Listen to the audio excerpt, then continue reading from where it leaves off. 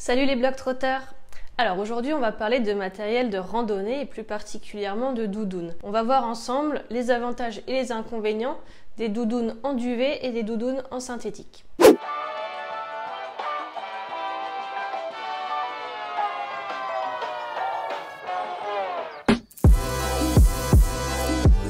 Alors je sais pas si tu as regardé ma précédente vidéo sur le comparatif justement entre les sacs de couchage en duvet et les sacs de couchage synthétiques, mais en gros c'est exactement le même principe. Les principaux avantages d'une doudoune en duvet, ça va être qu'elle va être beaucoup plus légère et beaucoup plus compacte. C'est quelque chose qui va vraiment se comprimer énormément.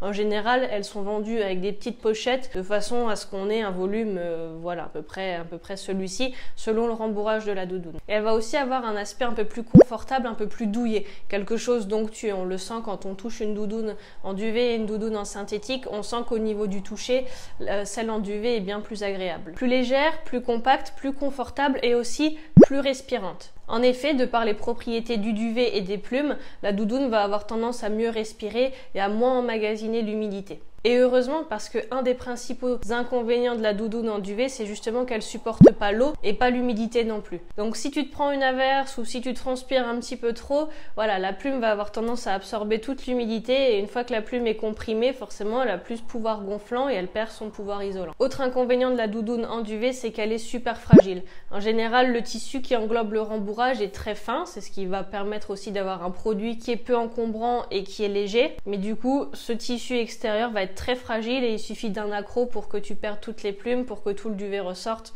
Donc voilà, ça c'est pas terrible. En général, les doudounes en synthétique sont plus résistantes et nécessitent un entretien un peu moins rigoureux. Et enfin, dernier inconvénient pour la doudoune en duvet, ça va être son prix. Forcément, c'est comme les sacs de couchage, tu as un produit qui est beaucoup plus léger, plus compact, que tu vas pouvoir transporter partout. C'est quelque chose de plus technique aussi. Donc forcément, le prix va être plus élevé qu'une doudoune en synthétique. Voilà, donc si cette petite vidéo t'a plu, si mes conseils t'ont été utiles et que tu veux aller plus loin justement pour organiser un trek, une rando ou des bivouacs, n'hésite pas à cliquer sur le lien dans la description juste en dessous. J'ai écrit un petit guide super complet justement sur tout ce que tu dois savoir pour faire un trek en autonomie. Si ma vidéo t'a plu, n'hésite pas à me mettre un petit pouce bleu juste en dessous, donc celui dans le sens là, ça me fera toujours plaisir. Et n'hésite pas à t'abonner à ma chaîne YouTube et à cliquer sur la petite cloche pour être notifié de toutes mes nouvelles vidéos. Allez, je te dis à la prochaine. Ciao!